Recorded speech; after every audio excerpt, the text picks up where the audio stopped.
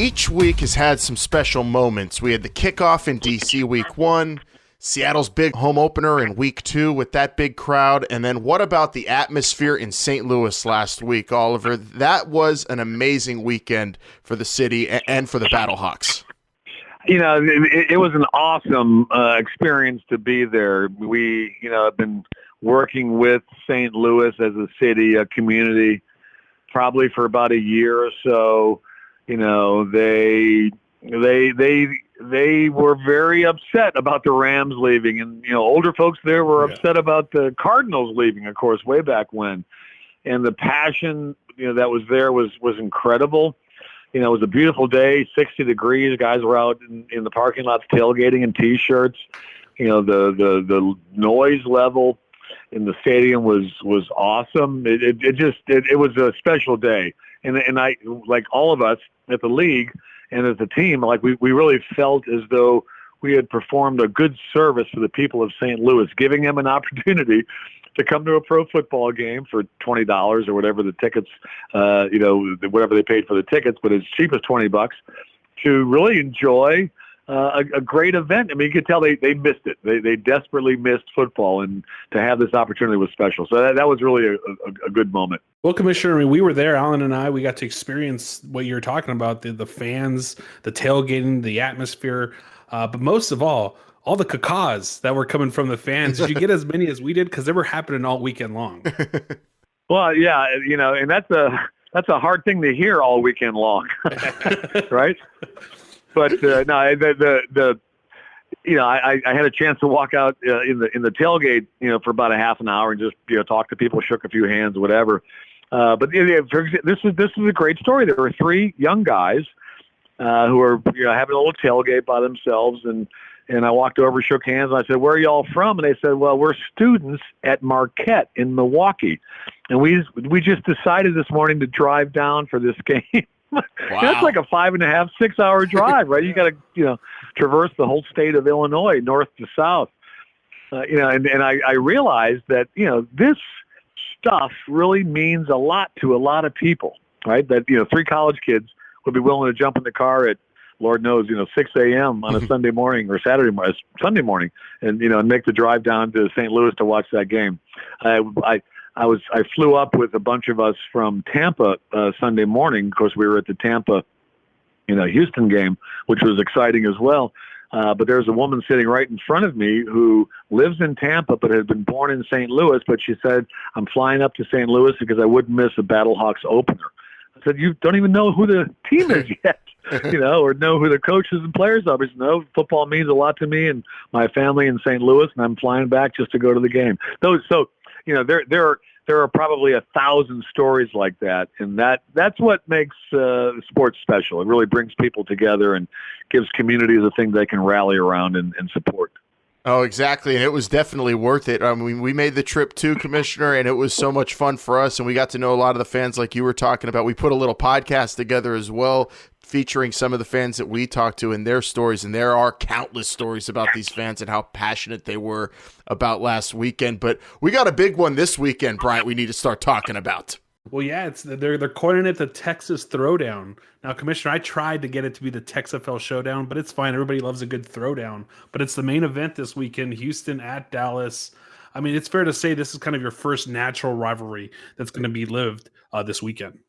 Yeah, having lived in Houston for a number of years, there's no love lost between Houston and Dallas. And, it's just a natural rivalry. It always has been. I think always will be. 2 great cities, 2 great football markets, and we're fortunate enough to have 2 great football teams in our league, in those respective markets. And the great thing is, unlike the Texans and the Cowboys who only play once every 4 years, these 2 teams will play twice every year. And who knows, they may, play a third time in the, Western semifinal game. So that's a big game. You've got Landry Jones, I think, rounding into form. He looked good. At least I should say looked better this past week, threw for 3 touchdowns. So he's getting, into shape, I think, and really realizing what he can do in Hal Mummy's air raid offense. And, of course, P.J. Walker and the Houston Roughnecks offense is playing extraordinarily well. He's on fire. So that's going to be a fun game. What is it? I think it's 4:00 East, 3:00 Central on FS1. That probably is the highlight for our week 4. Oh, absolutely. I cannot wait for that game, the Texas Throwdown. And you brought it up, Commissioner. Landry Jones is coming into form. He's just getting warmed up. I think he's being a little too hard on himself in those post-game interviews. He's been really honest about his play, but I think he's looking all right. How about you? Well, he is looking all right. I mean, one of the reasons that we sign guys like Landry or Josh Johnson, they've been in big games. They know how they react. They're true professionals. And Landry's a pretty modest guy. And, he says he didn't play all that well. Then you look at his stat line, and he threw for 3 touchdowns and, 297 yards. So, he's sandbagging a little bit. But, he's rounding into form. That team, I think, offensively is starting to find themselves a little bit. It's going to be a great atmosphere in Arlington at Globe Life Park. That's just going to be a flat out fun game. And that's why we do this, right? We do this for big games. I said to my wife the other day, this might be the game of the century in the XFL. Yeah, I'm with it. I can't. We just talked about Dallas, and they're really getting better and better each week. And then Houston, the only team to ever have a winner of the XFL Star of the Week, Commissioner. Is it going to be a roughneck every single week all season long with their offense? It might be. Well, yeah, if they keep playing the way they're playing, it's hard not to give either PJ or Cam or another player there the offensive award, but they're the Star of the Week award. They're playing well, and June Jones is just a flat out good coach. He that system that he has, and he's got a very good quarterbacks coach in Chris Miller, a guy who was a good quarterback himself in the day, and their offensive line is playing well. But that system that he has, the run and shoot, really is something that guys like PJ can pick up very quickly, and not just pick it up, but execute it at a very high level.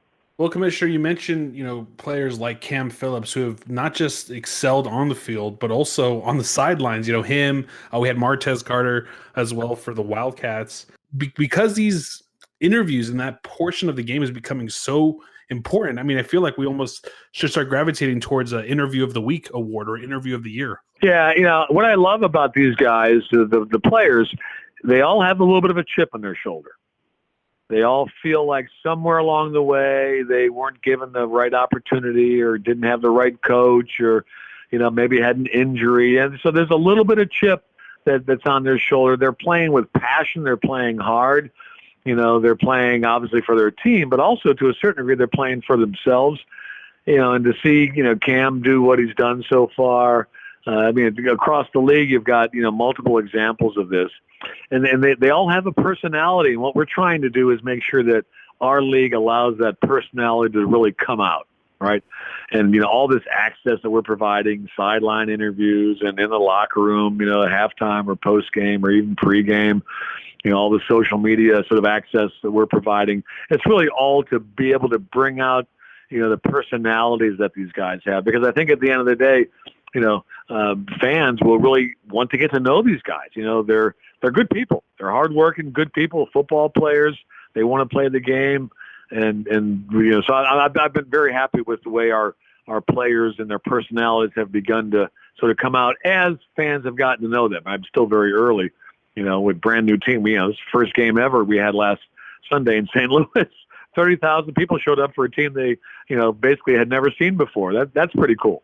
Well, we flew across the country for that same reason, Commissioner. What I was telling Alan, over the weekend is when you go to a game, you almost have to rewatch the game on television because it's like two different experiences, really. It's so much fun to go to a game because it's different than what you've ever seen before. And now what ESPN and Fox and ABC are doing is just something extraordinary. And I think that just speaks to the volumes of what the XFL is trying to do to make football so different, but still the same. Well, I do think it is true that if you go to a game live, and I love the experience of being, around 30,000 people that are loud and raucous and having fun. My wife calls it collective effervescence, to be in a crowd like that.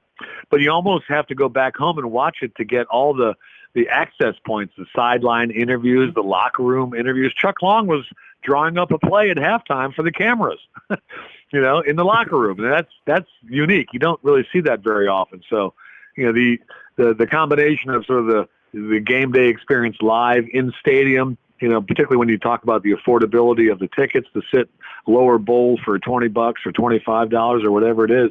And then, and then to be able to, watch it again and see all that access that the sideline reporters and, tapping into the conversation between the coaches, that's all very good. The buzz around the league is real. The rule changes have caught the eyes of many people, Commissioner, from fans to college and NFL personnel too, talking about the rule changes, what we've seen so far. What aspect of the rules do you think have gotten the best reaction?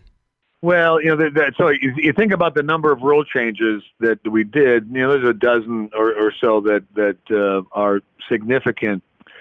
The sample size with only 3 weekends of play, a total of 12 games, is relatively small. We've only had, I think, maybe 2 or 3 double forward passes.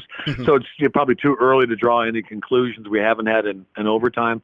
What we have had are really sort of 3 things that I'll emphasize. One, every play is being run in 25 seconds, right? So the 25-second play clock, contrast that to the 40-second play clock in the NFL. So that's been a big change and I think well received. I can't tell you how many people, both in stadium as well as at home, have said, hey, they really like the up-tempo, fast pace. Even players like it because they get into a rhythm and are able to just keep playing and have nice long 12, 13 play drives.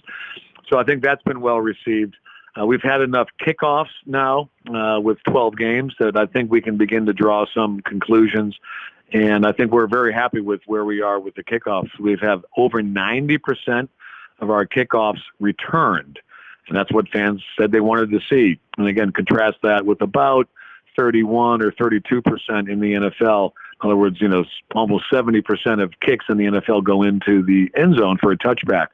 So we're providing a lot of excitement. And of course, we had, as most of your listeners would know, we had the first return to the house on Sunday in St. Louis, which was a great play. It was just, and what I love about it is, coaches are starting to scheme that with reverses and cross blocks and stunts, on the front. So that's cool to see. So that's gotten probably the most attention because it's probably the biggest change we've made. In fact, there were some high school coaches that have said they wanted to try that with some of their high school all-star games because they liked it so much and thought it would be a good adaptation for the high school game.